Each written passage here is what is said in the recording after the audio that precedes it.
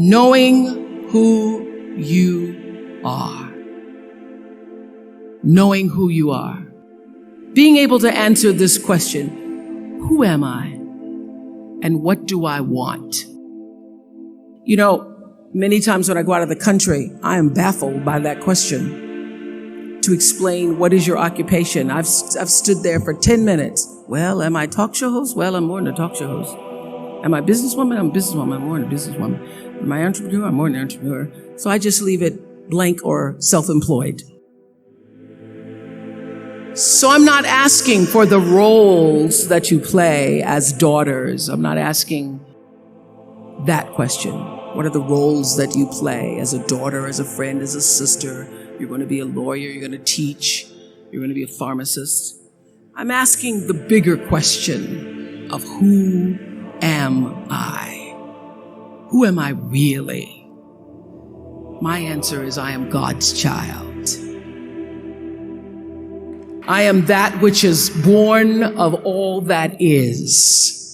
I am, as Pierre de Chardin said, a spiritual being having a human experience. Come trailing the breath of the ancestors yet, but trailing the breath of the angels. And understanding that because I am connected to the source of all that is possible for me. That's who I am.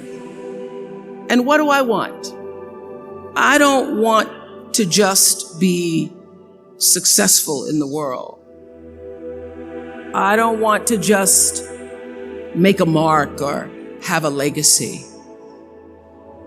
The answer to that question for me is I want to fulfill the highest, truest expression of myself as a human being. I want to fulfill the promise that the Creator dreamed when He dreamed the cells that made up me. What do I want?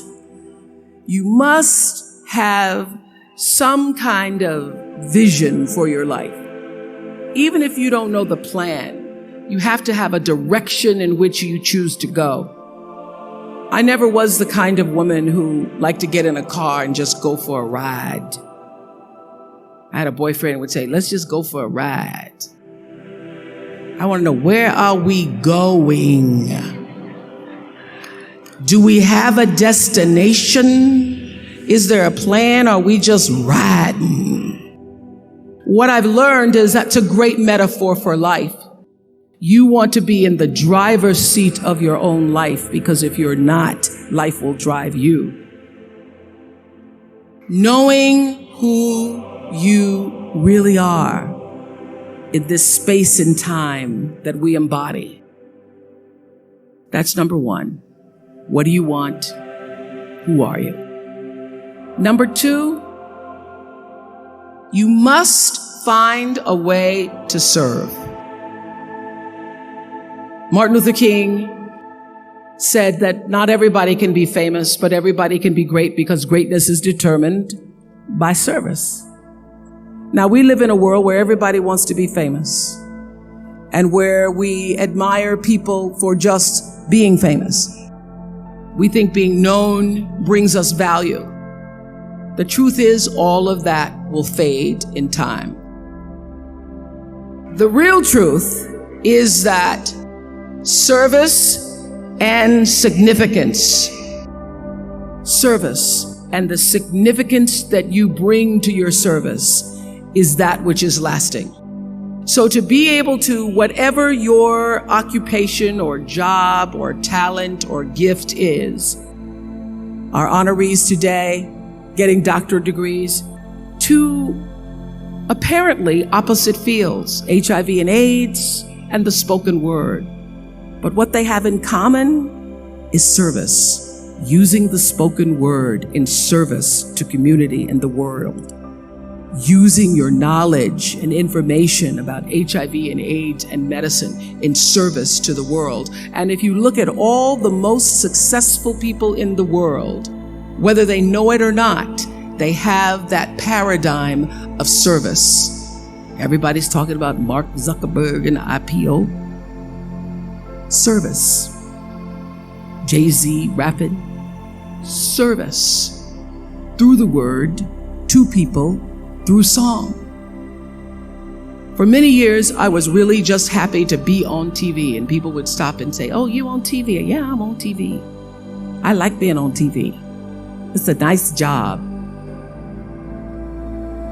That I went back and I took a long look at what it was I was doing on TV and made a decision that I was no longer going to just be on TV, but I was going to use TV as a platform, as a force for good, and not be used by TV. And I will tell you, my decision to make that significant change in the way I operated on television, using television as a service, changed my career exponentially. Service through medicine, service through art, using whatever it is you produce, your product, as a way of giving back to the world. When you shift the paradigm of whatever it is you choose to do to service, and you bring significance to that, success will, I promise you, follow you. Service and significance equals success.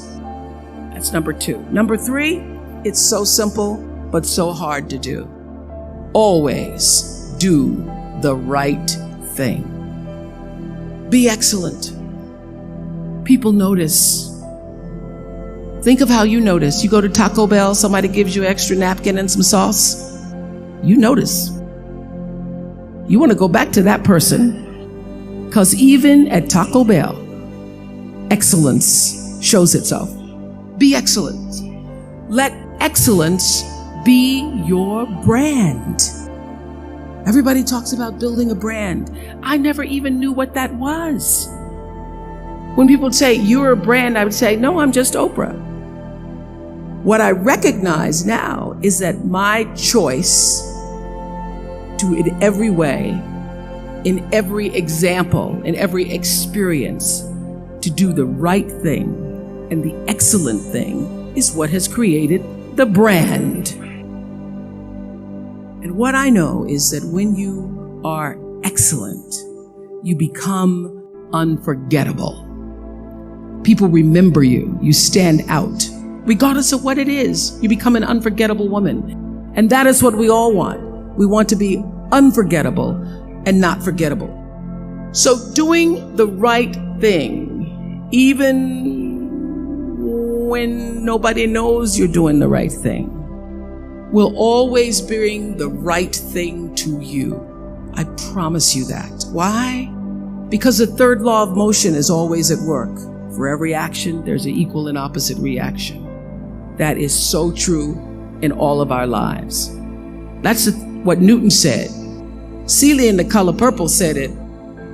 Everything you even try to do to me, already done to you.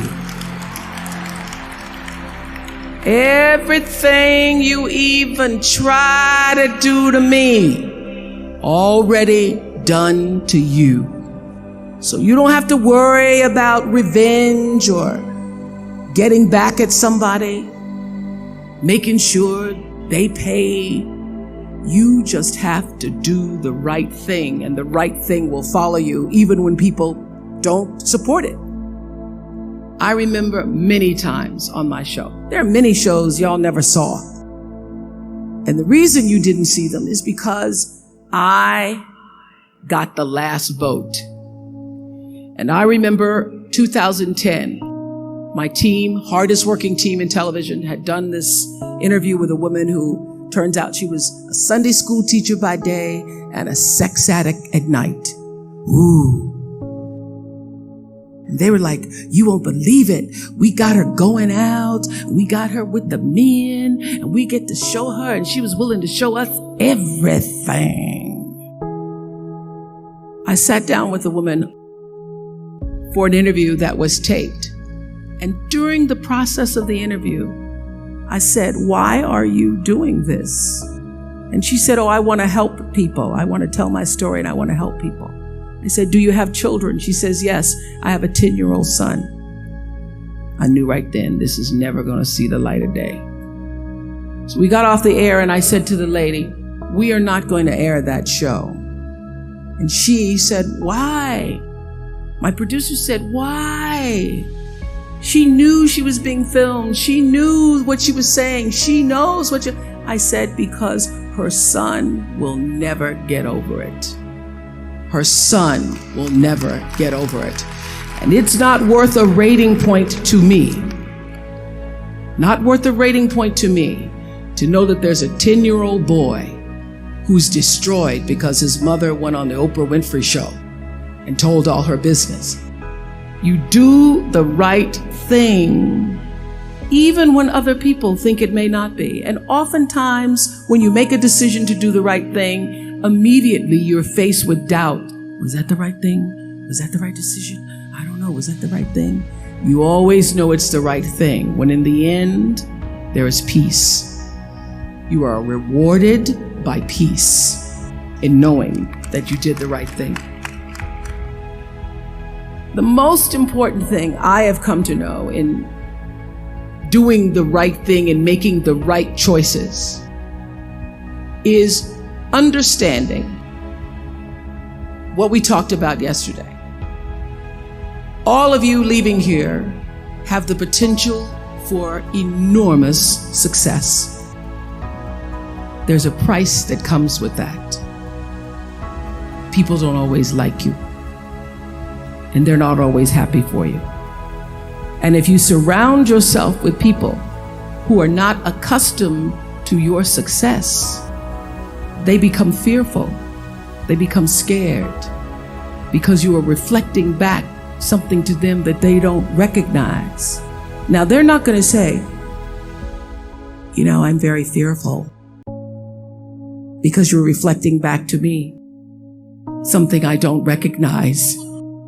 They're going to say, you know what they're going to say? They're going to say, who she thinks she is. Who she thinks she is. That only happens when you are around people who do not mean and want and aspire to the best for you. People who want the best for you want you to be your best. So my greatest advice to you is to surround yourself with people who are going to fill your cup until your cup runneth over. So when people say you're so full of yourself, you can say, yeah. Yes, I'm full. I'm so full, my cup runneth over. And to know that once your cup runneth over, you cannot spend your life with your gallon-size offerings, offering them to pint-sized people.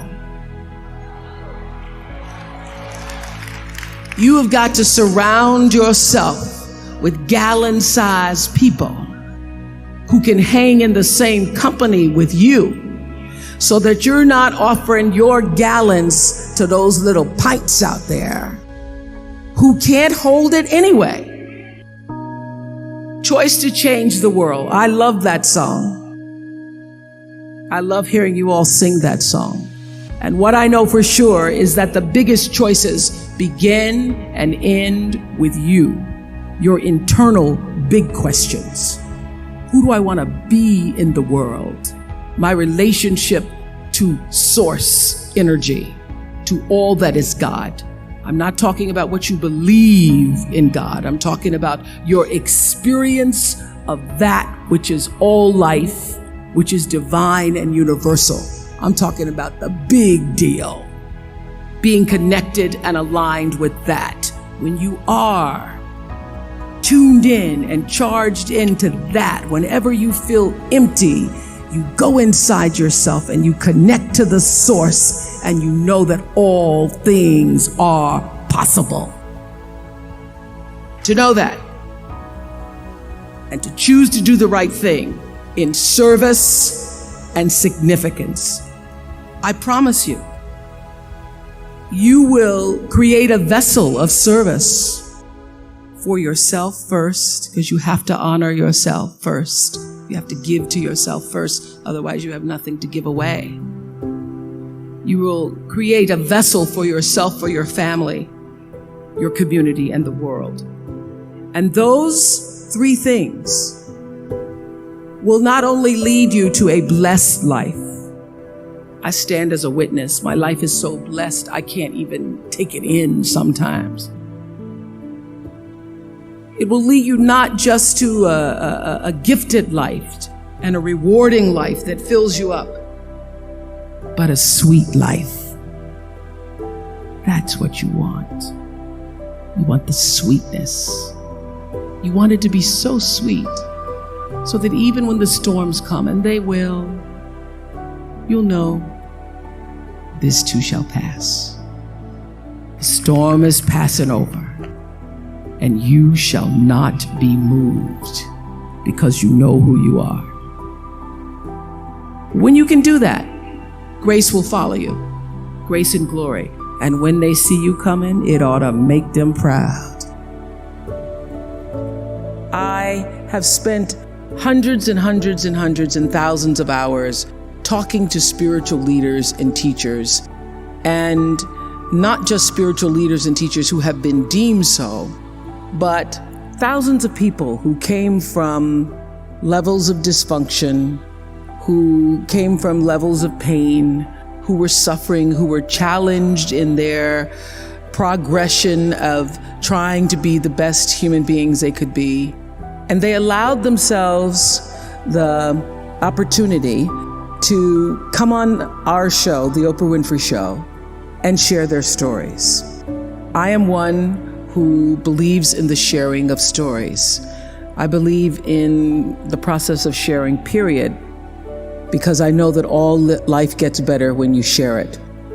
And those thousands of people who have been guests on the show, and many of them who are also audience members, have been my greatest teachers. And I would say that one of my gifts that I've had since I was a little girl growing up in Mississippi, being raised on a tiny little acre farm with my grandmother, is that I knew how to pay attention. I was a great observer of life. And I grew up believing that I was indeed, for sure, God's child. It's because every Sunday I sat in our little church down the road, a dirt road from where my grandmother lived. No running water, no electricity, but the church is down the road from us. And we could hear the singing as I was getting dressed for Sunday school. And I'd always sit on the left-hand side, the left pew in the second row. And I would listen to the preacher preach about the Lord thy God is a loving God, and sometimes he would say the Lord thy God is a jealous God. But most important, I heard him say, you are God's child, and through God all things are possible. And I literally took him at his word, so that by the time I was had to leave my grandmother because she became ill, and I was sent to live in Milwaukee with my mother, who had two other children, I got beat up on the playground, because when people would ask me, who is your daddy? I would say, Jesus is my daddy. Sometimes he's my brother. And God is my father. But what I now know and have learned, that my view of God, although I call that God in a box and all that, although that has my vision of God has expanded to be inclusive of all things, all. God is all, God is law, God is all, in all things. Not just the guy sitting up with the beard. And now that view of God has expanded, I still understand how important it was for a little colored girl. We weren't even black yet, not to mention African American. You know what I mean, Harry? A little colored girl in Mississippi for whom there was no vision of hope or possibility. My grandmother's greatest desire for me, as she had been a maid and her mother before her had been a maid, her greatest desire was that I would grow up one day and be able to do the same. And she wished for me that I would be able to, she used to say, I hope you get some good white folks when you grow up. I hope you get good white folks who treat you good. So my grandmother would have no idea of the life that I now lead with good white folks who are working for me. She just wouldn't get it. She wouldn't get it. She wouldn't get it, but somehow I think she must know, and she's up around in the spirit realm saying, Lord have mercy, I didn't see it. But I now know that having that belief system, that something greater than me was in charge of my destiny, of my fate, that it wasn't just me alone having to survive for myself, is the thing, is the value, is the rock that has sustained me. So my vision, my perception, my understanding of what it means to be a universal citizen has grown as I came to understand Acts 17:28, my favorite Bible verse that says, in God I move and breathe and have my being. So my every attempt in life has been, since I was a little girl, to be in that space that I call God, to literally live in the breath that is God, to live in the breath and allow the breath to breathe me as God. And that is the reason I see I have been able to manage fame, handle the success, grow in grace, grow in the wisdom and glory that is offered by that space that I know to be God. Because in God, I live and breathe, I move and breathe, and I have my being. And everything that I do and all that I am comes up and out from the center of that space, even when I didn't know what to call it. So I have paid attention to my life because I understand that my life, just like your life, is always speaking to you, where you are, in the language, with the people, with the circumstances and experiences that you can understand and interpret if you are willing to see that always life, God, is speaking to you. Now, it took me a while to actually really get this and to understand it, but once I did, I started paying attention to everything. And one of the reasons why I can now accept the fact that I can offer my gatherings of information and wisdom and call myself a spiritual teacher is that every single person who ever came on my show, and I hear there's like 37,000 guests I've talked to, a lot of them came from dysfunction and a lot of them wouldn't appear to be teachers, but every one of them had something to say that was meaningful and valuable and that I could use to grow myself into the best of myself, which is what all of our jobs are. Your number one job is to become more of yourself and to grow yourself into the best of yourself. One of my greatest teachers was a man named John Diaz. We were doing a show called Would You Survive?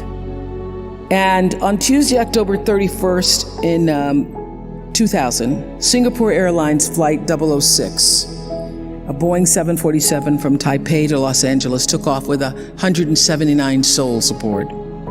4 crew and 79 passengers perished in that flight, a total of 83 fatalities. There was a typhoon rolling through at the time, and the plane went down the wrong runway. Now, what's interesting, John Diaz was on that plane and he had several indications, which I'll talk about later, whispers, that he shouldn't have gotten on the plane, but he did anyway. He got on the plane and he managed to be one of the survivors. And on the Oprah show, I was asking him, what do you think it was that you were one of the survivors? And I said, do you think it was your position on the plane? Because he was in first class and he was sitting on the right next to an exit door. And he said, yes, I think it might have been the position of the plane. And also my quick thinking, he says, and the fact that I didn't stop moving. So I said, you don't believe, you're not a religious man? You don't believe that there was some kind of divine intervention going on there? He goes, no, I'm not a religious person. I do not believe that it was anything divine. I don't believe that. I did see, he said, as I got knocked back into the plane, that it looked like Dante's Inferno, with people strapped into their seats and just burning. And it seemed a bit to me, as I turned and looked backwards, like there was a light coming out of the tops of their heads. I guess you could call it an aura, was leaving their bodies. And some lights were brighter than others. It changed, he said, it changed me. It gave me a new kind of spirituality, in a sense, that I now believe somehow, I don't know how, but life continues on somehow through that light. And I thought, I'm not a religious man, but I thought the brightness and dimness of the auras were how one lives one's life, so to speak. So that's one of the major things that really has changed with me since then, he says. I want to live my life so my aura, when it leaves, is one of the brightest ones. That's one of those moments that happens and you know that it's bigger than a show about survivors. Because I always knew that when I am moved, at least a million other people might be too. Because if I can feel it, and there are 20 million people watching around the world, it means that somebody else also felt and heard the same thing. That's what connection is. So I thought a lot about that, and thought about it obviously in thinking about, in preparing to talk to you all today, about how does one lead a meaningful life? Because ultimately, isn't that what we all want? We want to lead a life so that however we transition, people can say, wow, that was a bright one. That was a bright light. First of all, I think that it comes from a deep sense of awareness about who you are and why you're here. It comes from being in touch with, on a regular basis, the appreciation and the holy gratitude that should fill each of our hearts on a regular basis, just knowing what a privilege it is to be here and to be human. Close your eyes for a moment, will you please? And breathe with me. Just close your eyes. And if you will, put your thumb to your middle finger and gather your other fingers around, and let's feel the vibration and pulse of your personal energy as you take 3 deep breaths with me. Inhale. And as you exhale, just feel the vibration, energy, blood pulsating through your body, through you. And another inhale.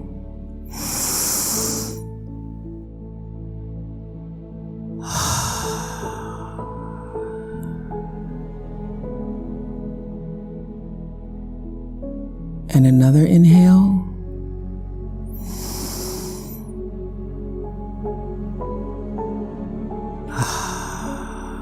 and keep your eyes closed. And let's just think about this day. This day that you have been graced to breathe in and out thousands of times.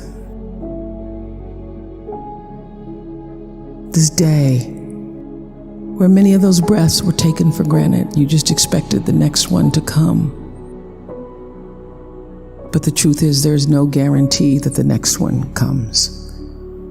This day, how you started your day, what your thoughts were this morning, how you've carried yourself through this day, how you've been allowed to have encounters and experiences, some challenging, some more life-enhancing, that pushed you forward another day of being here on the planet Earth as a human being. Let's just think about that. After all you've been through, in this day alone, and the many days and years past, how you got here to this prestigious, esteemed university, the choices you made that have brought you to this day.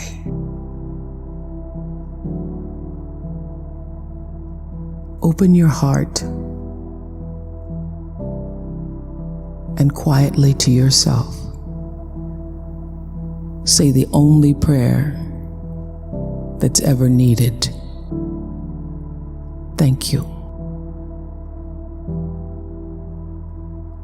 Thank you.